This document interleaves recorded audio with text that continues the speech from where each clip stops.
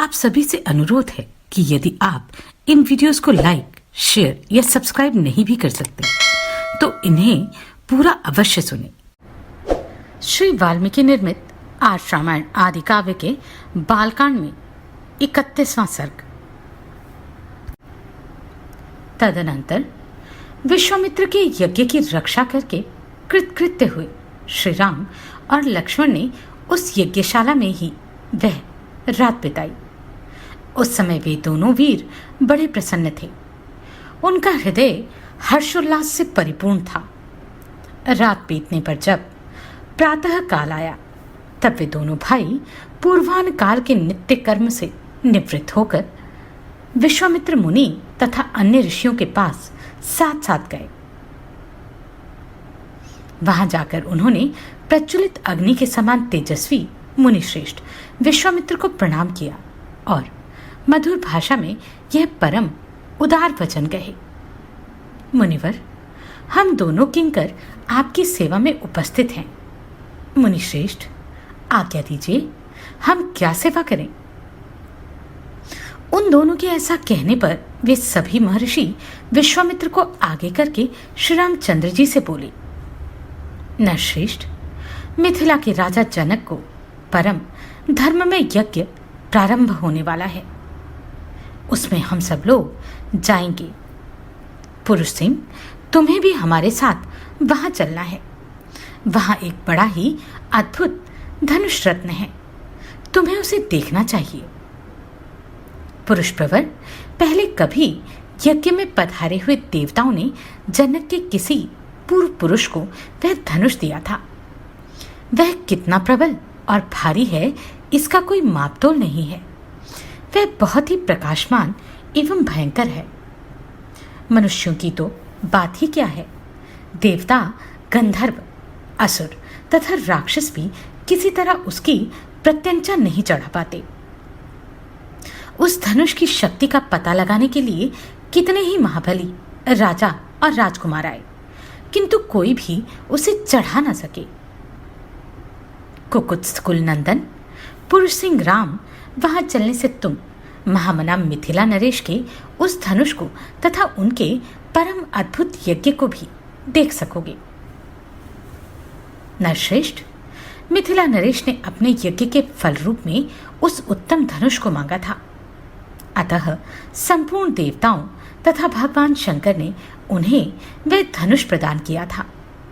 उस धनुष का मध्य भाग, जिसे मुट्ठी से पकड़ा जाता है, बहुत ही सुंदर है। रघुनंदन, राजा जनक के महल में वह धनुष पूजनीय देवता की भांति प्रतिष्ठित है और नाना प्रकार के गंध, धूप तथा अगरू आदि सुगंधित पदार्थों से उसकी पूजा होती है। ऐसा कहकर मुनिवर विश्वामित्र जी ने वन देवताओं से आज्ञा ली और ऋषि मंडली तथा राम लक्ष्मण के साथ वहां से प्रस्थान किया। चलते समय उन्होंने वन देवताओं से कहा, मैं अपना यज्ञ कार्य सिद्ध करके इस सिद्धाश्रम से जा रहा हूं। गंगा के उत्तर तट पर होता हुआ हिमालय पर्वत की उपत्यका में जाऊंगा। आप लोगों का कल्याण हो। ऐसा कहकर तपस्या के धनी मुनिश्रेष्ठ कौशिक ने उत्तर दिशा की ओर प्रस्थान आरंभ किया। उस समय प्रस्थान के समय यात्रा करते हुए मुनिवर विश्वामित्र के पीछे उनके साथ जाने वाले ब्रह्मवादी महर्षियों की 100 गाड़ियां चली। सिद्धाश्रम में निवास करने वाले मृग और पक्षी भी तपोधन विश्वामित्र के पीछे पीछे जाने लगे। कुछ दूर जाने पर ऋषि मंडली सहित विश्वामित्र ने उन पशु पक्षियों को लौटा दिया। फिर दूर तक का मार्ग तय कर लेने के बाद जब सूर्य अस्ताचल को जाने लगे तब उन ऋषियों ने पूर्ण सावधान रहकर सोनभद्र के तट पर पड़ाव डाला। जब सूर्यदेव अस्त हो गए तब स्नान करके उन सब ने अग्निहोत्र का कार्य पूर्ण किया। इसके बाद वे सभी अमित तेजस्वी ऋषि मुनिवर विश्वामित्र को आगे करके बैठे। फिर लक्ष्मण सहित श्री राम भी उन ऋषियों का आदर करते हुए बुद्धिमान विश्वामित्र जी के सामने बैठ गए। तत्पश्चात महातेजस्वी श्री राम ने तपस्या के धनी मुनिश्रेष्ठ विश्वामित्र से कौतूहल पूर्वक पूछा, भगवन, यह हरे भरे समृद्धिशाली वन से सुशोभित देश कौन सा है? मैं इसका परिचय सुनना चाहता हूं। आपका कल्याण हो, आप मुझे ठीक ठीक इसका रहस्य बताइए। श्री रामचंद्र जी के इस प्रश्न से प्रेरित होकर उत्तम व्रत का पालन करने वाले महातपस्वी विश्वामित्र ने ऋषि मंडली के बीच उस देश का पूर्ण रूप से परिचय देना प्रारंभ किया। इस प्रकार श्री वाल्मीकि निर्मित आश्रामायण आदि काव्य के बालकांड में 31वां सर्ग पूरा हुआ। श्री वाल्मीकि निर्मित आश्रामायण आदि काव्य के बालकांड में 32वां सर्ग। विश्वामित्र जी कहते हैं, श्री राम पूर्व काल में कुश नाम से प्रसिद्ध एक महातपस्वी राजा हो गए हैं। वे साक्षात ब्रह्मा जी के पुत्र थे। उनका प्रत्येक व्रत एवं संकल्प बिना किसी कलेश या कठिनाई के ही पूर्ण होता था। वे धर्म के ज्ञाता, सत्पुरुषों का आदर करने वाले और महान थे। उत्तम कुल में उत्पन्न विदर्भ देश की राजकुमारी उनकी पत्नी थी। उनके गर्भ से उन महात्मा नरेश ने 4 पुत्र उत्पन्न किए जो उन्हीं के समान थे। उनके नाम इस प्रकार हैं, कुशांब, कुशनाभ, आसूत रजस तथा वसु। वे सबके सब तेजस्वी तथा महान उत्साही थे। राजा कुश ने प्रजा रक्षण रूप क्षत्रिय धर्म के पालन की इच्छा से अपने उन धर्मिष्ठ तथा सत्यवादी पुत्रों से कहा, पुत्रों, प्रजा का पालन करो, इससे तुम्हें धर्म का पूरा पूरा फल प्राप्त होगा। अपने पिता महाराज कुश की यह बात सुनकर उन चारों लोक शिरोमणि नरश्रेष्ठ राजकुमारों ने उस समय अपने अपने लिए पृथक पृथक नगर निर्माण कराया। महातेजस्वी कुशांब ने कौशांभी पुरी बसाई, जिसे आजकल कौसम कहते हैं। धर्मात्मा कुशनाभ ने महोदय नामक नगर का निर्माण करवाया। परम बुद्धिमान असूर्त रजस ने धर्माण्य नामक एक श्रेष्ठ नगर बसाया तथा राजा वसु ने गिरिव्रज नगर की स्थापना की। महात्मा वसु की वह गिरिव्रज नामक राजधानी वसुमती के नाम से प्रसिद्ध हुई। इसके चारों ओर ये श्रेष्ठ 5 पर्वत सुशोभित होते हैं। यह रमणीय सोन नदी दक्षिण पश्चिम की ओर से बहती हुई मगध देश में आती है, इसलिए यहाँ सुमागधी नाम से विख्यात हुई। यह इन 5 श्रेष्ठ पर्वतों के बीच में माला की भांति सुशोभित हो रही है। श्री राम इस प्रकार मागधी नाम से प्रसिद्ध हुई यह सोन नदी पूर्वोक्त महात्मा वसु से संबंध रखती है। रघुनंदन, यह दक्षिण पश्चिम से आकर पूर्वोक्त दिशा की ओर प्रवाहित हुई है। इसके दोनों तटों पर सुंदर क्षेत्र अर्थात उपजाऊ खेत हैं। अतः ये सदा रस्य मालाओं से अलंकृत हरी भरी खेती से सुशोभित रहती है। रघुकुल को आनंदित करने वाले श्री राम धर्मात्मा राजश्री कुशनाभ ने घृताची अप्सरा के गर्भ से परम उत्तम 100 कन्याओं को जन्म दिया। वे सबकी सब सुंदर रूप लावण्य से सुशोभित थी। धीरे धीरे युवावस्था ने आकर उनके सौंदर्य की और भी बढ़ा दिया। रघुवीर एक दिन वस्त्र और आभूषणों से विभूषित हो वे सभी राजकन्याएं उद्यान भूमि में आकर वर्षा ऋतु में प्रकाशित होने वाली विद्युन मालाओं की भांति शोभा पाने लगी। सुंदर अलंकारों से अलंकृत हुई वे अंगनाएं गाती बजाती और नृत्य करती हुई वहां परम आमोद प्रमोद में मग्न हो गई। उनके सभी अंग बड़े मनोहर थे। इस भूतल पर उनके रूप सौंदर्य की कहीं भी तुलना नहीं थी। उस उद्यान में आकर वे बादलों के ओट में कुछ छुपी हुई तारिकाओं के समान शोभा पा रही थी। उस समय उत्तम गुणों से संपन्न तथा रूप और यौवन से सुशोभित उन सब राजकन्याओं को देखकर सर्वस्वरूप वायु देवता ने उनसे इस प्रकार कहा, सुंदरियों, मैं तुम सबको अपनी प्रेयसी के रूप में प्राप्त करना चाहता हूं। तुम सब मेरी भार्याएं बनोगी। अब मनुष्य भाव का त्याग करो और मुझे अंगीकार करके देवांगनाओं की भांति दीर्घायु प्राप्त कर लो। विशेषतः मानव शरीर में यौवन कभी स्थिर नहीं रहता, प्रतिक्षण क्षीण होता जाता है। मेरे साथ संबंध हो जाने पर तुम लोग अक्षय यौवन प्राप्त करके अमर हो जाओगी। अनायास ही महान कर्म करने वाले वायुदेव का यह कथन सुनकर वह 100 कन्याएं अवहेलना पूर्वक हंसकर बोली, सुरश्रेष्ठ, आप प्राणवायु के रूप में समस्त प्राणियों के भीतर विचरते हैं, अतः सबके मन की बातें जानते हैं। आपको यह ज्ञात होगा कि हमारे मन में आपके प्रति कोई आकर्षण नहीं है। हम सब बहनें आपके अनुपम प्रभाव को भी जानती हैं, तो भी हमारा आपके प्रति अनुराग नहीं है। ऐसी दशा में यह अनुचित प्रस्ताव करके आप हमारा अपमान किस लिए कर रहे हैं? देव शिरोमणि, हम सब की सब राजश्री कुशनाभ की कन्याएं हैं। देवता होने पर भी आपको शाप देकर वायुपद से भ्रष्ट कर सकती हैं, किंतु ऐसा करना नहीं चाहती, क्योंकि हम अपने तप को सुरक्षित रखती हैं। दुर्मते, वह समय कभी ना आवे जबकि हम अपने सत्यवादी पिता की अवहेलना करके कामवश या अत्यंत अधर्मपूर्वक स्वयं ही वर ढूंढने लगे।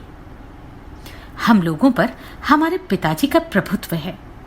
वे हमारे लिए सर्वश्रेष्ठ देवता हैं। पिताजी हमें जिसके हाथ में दे देंगे वही हमारा पति होगा। उनकी यह बात सुनकर वायुदेव अत्यंत कुपित हो उठे। उन ऐश्वर्यशाली प्रभु ने उनके भीतर प्रविष्ट हो सब अंगों को मोड़कर टेढ़ा कर दिया। शरीर मुड़ जाने के कारण वे कुबड़ी हो गई। उनकी आकृति मुट्ठी बंधी हुई एक हाथ के बराबर हो गई। वे भय से व्याकुल हो उठी। वायुदेव के द्वारा कुबड़ी की हुई उन कन्याओं ने राजभवन में प्रवेश किया। प्रवेश करके वे लज्जित और उद्विग्न हो गई। उनके नेत्रों से आंसू की धाराएं बहने लगी। अपनी परम सुंदरी प्यारी पुत्रियों को कुपिष्टता के कारण अत्यंत दयनीय दशा में पड़ी देखकर राजा कुशनाभ घबरा गए और इस प्रकार बोले, पुत्रियों, ये क्या हुआ? बताओ, कौन प्राणी धर्म की अवहेलना करता है? किसने तुम्हें कुबड़ी बना दिया जिससे तुम तड़प रही हो, किंतु कुछ बताती नहीं हो? यूं कहकर राजा ने लंबी सांस खींची और उनका उत्तर सुनने के लिए वे सावधान होकर बैठ गए। इस प्रकार श्री वाल्मीकि निर्मित आर्ष रामायण आदि काव्य के बालकांड में 32वां सर्ग पूरा हुआ। श्री वाल्मीकि निर्मित आर्ष रामायण आदि काव्य के बालकांड में 33वां सर्ग। बुद्धिमान महाराज कुशनाभ का यह वचन सुनकर उन 100 कन्याओं ने पिता के चरणों में सिर रखकर प्रणाम किया और इस प्रकार कहा, राजन, सर्वत्र संचार करने वाले वायुदेव अशुभ मार्ग का अवलंबन करके हम पर बलात्कार करना चाहते थे। धर्म पर उनकी दृष्टि नहीं थी। हमने उनसे कहा, देव, आपका कल्याण हो। हमारे पिता विद्यमान हैं, हम स्वच्छंद नहीं हैं। आप पिताजी के पास जाकर हमारा वरण कीजिए। यदि वे हमें आपको सौंप देंगे तो हम आपकी हो जाएंगे। परंतु उनका मन तो पाप से बंधा हुआ था। उन्होंने हमारी बात नहीं मानी। हम सब बहनें यही धर्म संगत बातें कह रही थी तो भी उन्होंने हमें गहरी चोट पहुंचाई। बिना अपराध के ही हमें पीड़ा दी। उनकी बात सुनकर परम धर्मात्मा महातेजस्वी राजा ने उन अपनी परम उत्तम 100 कन्याओं को इस प्रकार उत्तर दिया, पुत्रियों, क्षमाशील महापुरुष ही जिसे कर सकते हैं वही क्षमा तुमने भी की है। यह तुम लोगों के द्वारा महान कार्य संपन्न हुआ है। तुम सबने एक मत होकर जो मेरे कुल की मर्यादा पर ही दृष्टि रखी है, काम भाव को अपने मन में स्थान नहीं दिया है, यह भी तुमने बहुत बड़ा काम किया है। स्त्री हो या पुरुष, उसके लिए क्षमा ही आभूषण है। पुत्रियों, तुम सब लोगों में समान रूप से जैसी क्षमा या सहिष्णुता है, वह विशेषतः देवताओं के लिए भी दुष्कर ही है। पुत्रियों, क्षमा दान है, क्षमा सत्य है, क्षमा यज्ञ है, क्षमा यश है और क्षमा धर्म है। क्षमा पर ही यह संपूर्ण जगत टिका हुआ है।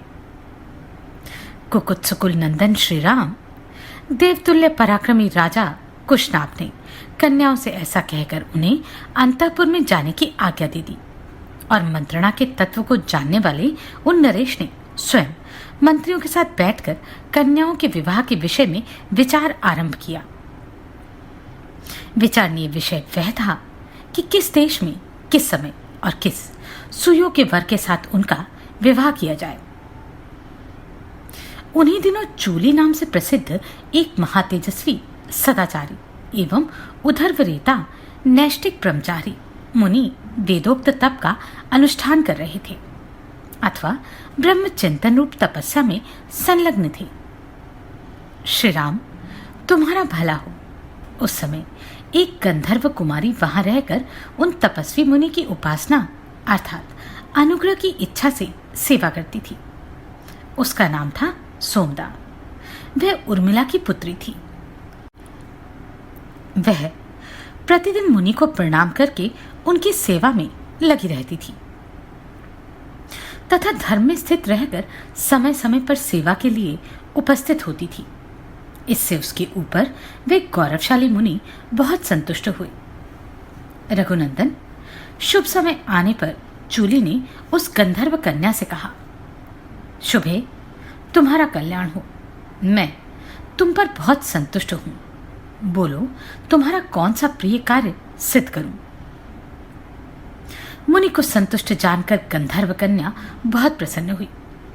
वह बोलने की कला जानती थी।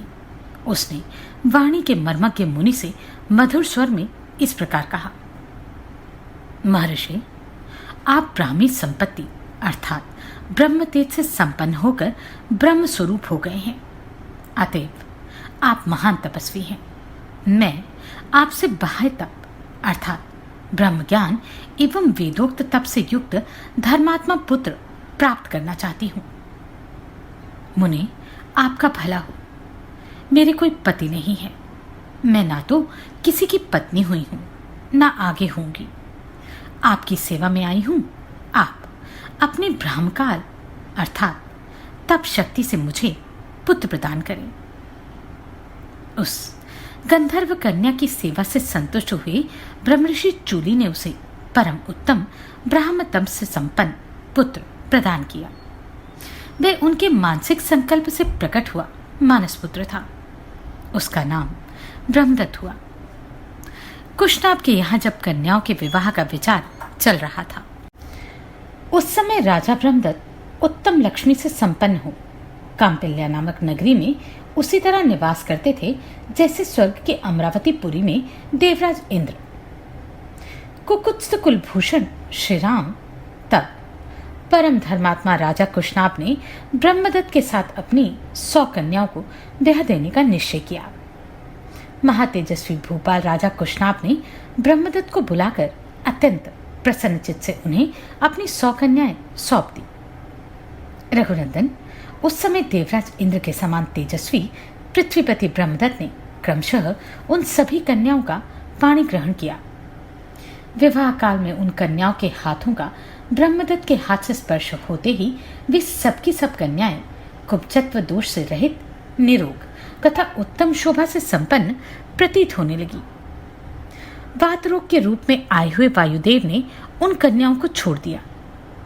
यह देख पृथ्वीपति राजा कुशनाभ बड़े प्रसन्न हुए और बारंबार हर्ष का अनुभव करने लगे।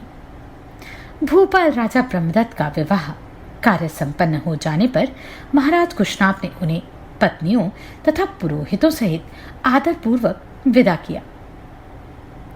गंधर्वी सोमदा ने अपने पुत्र को तथा उसके योग्य विवाह संबंध को देखकर अपनी उन पुत्रवधुओं का यथोचित रूप से अभिनंदन किया। उसने एक एक करके उन सभी राजकन्याओं को हृदय से लगाया और महाराज कुशनाभ की सराहना करके वहां से प्रस्थान किया।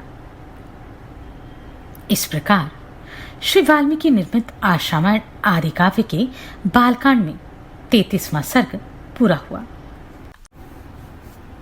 श्री वाल्मीकि निर्मित आश्रामायण आदि काव्य के बालकांड में 34वां सर्ग।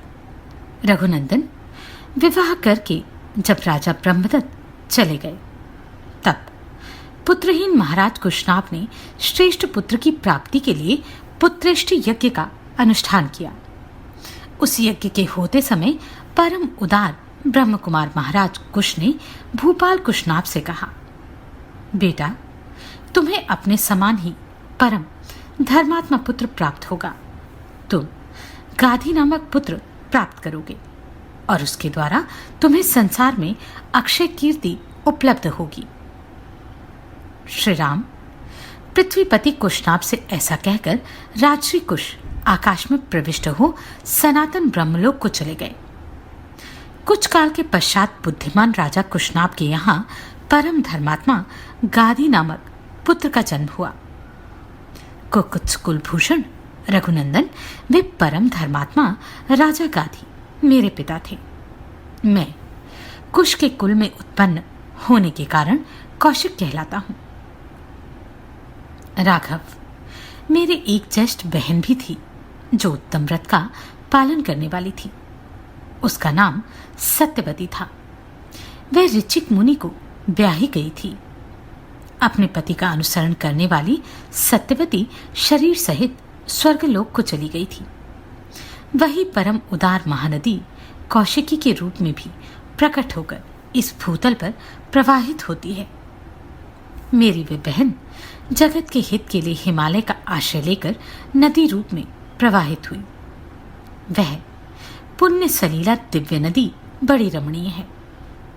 रघुनंदन मेरा अपनी बहन कौशिकी के प्रति बहुत स्नेह है, अतः मैं हिमालय के निकट उसी के तट पर नियम पूर्वक बड़े सुख से निवास करता हूँ। पुण्य में सत्यवती सत्य धर्म में प्रतिष्ठित है। वह परम सौभाग्यशालिनी पतिव्रता देवी यहाँ सरिताओं में श्रेष्ठ कौशिकी के रूप में विद्यमान है। श्री राम मैं यज्ञ संबंधी नियम की सिद्धि के लिए ही अपनी बहन का सानिध्य छोड़कर सिद्धाश्रम में आया हूं। अब तुम्हारे तेज से मुझे वह सिद्धि प्राप्त हो गई है। महाबाहो श्री राम, तुमने मुझसे जो पूछा था उसके उत्तर में मैंने तुम्हें शोणभद्र तटवर्ती देश का परिचय देते हुए यह अपनी तथा अपने कुल की उत्पत्ति बताई है। काकुत्स मेरी कथा कहते कहते आधी रात बीत गई। अब थोड़ी देर नींद ले लो, तुम्हारा कल्याण हो।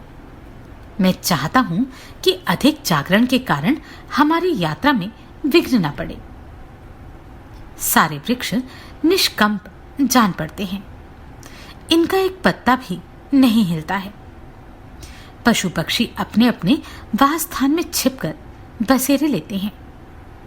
रघुनंदन रात्रि के अंधकार से संपूर्ण दिशाएं व्याप्त हो रही हैं। धीरे धीरे संध्या दूर चली गई। नक्षत्रों तथा ताराओं से भरा हुआ आकाश सहस्त्राक्ष इंद्र की भांति सहस्त्रों ज्योतिर्मय नेत्रों से व्याप्त सा होकर प्रकाशित हो रहा है। संपूर्ण लोक का अंधकार दूर करने वाले शीत रश्मि चंद्रमा अपनी प्रभा से जगत के प्राणियों के मन को आह्लाद प्रदान करते हुए उदित हो रहे हैं। रात में विचरने वाले समस्त प्राणी, यक्ष, राक्षसों के समुदाय तथा भयंकर पिशाच इधर उधर विचर रहे हैं। ऐसा कहकर महातेजस्वी महामुनि विश्वामित्र चुप हो गए।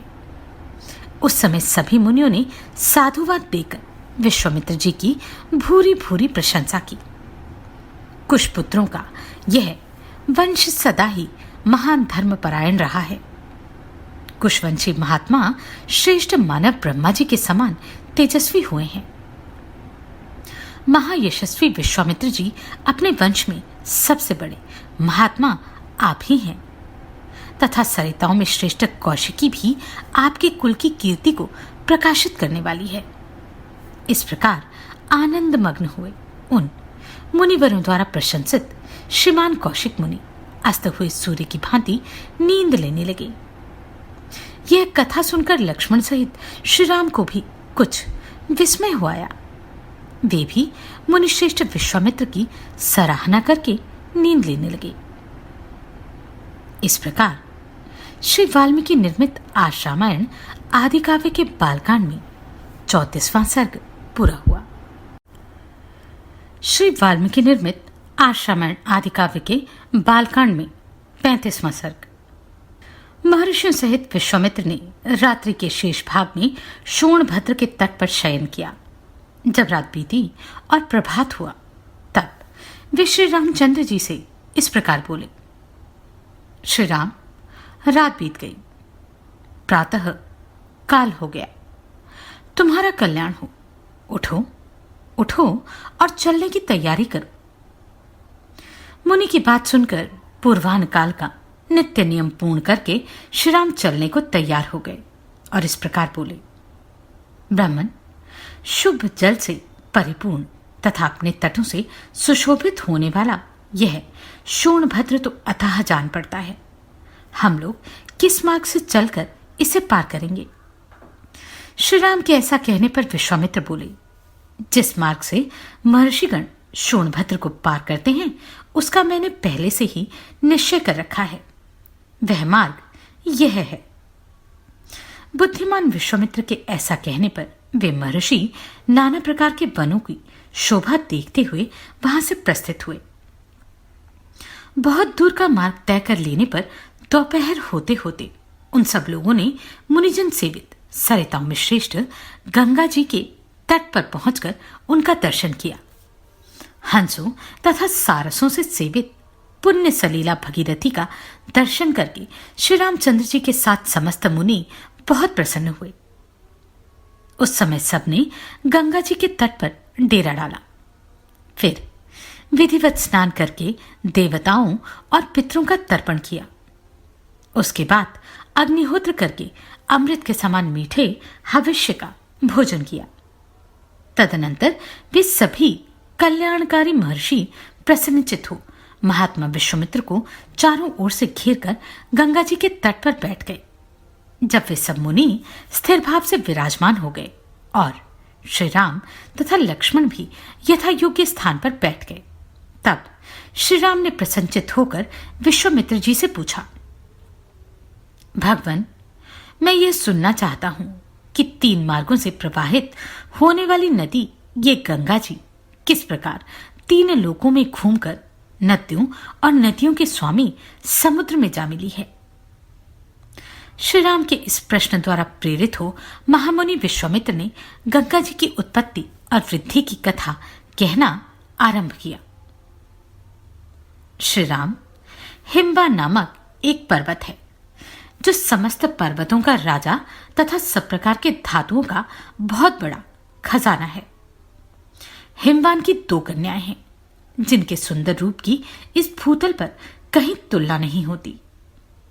मेरु पर्वत की मनोहारिणी पुत्री मैना हिमवान की प्यारी पत्नी है। सुंदर कटि प्रदेश वाली मैना ही उन दोनों कन्याओं की जननी है।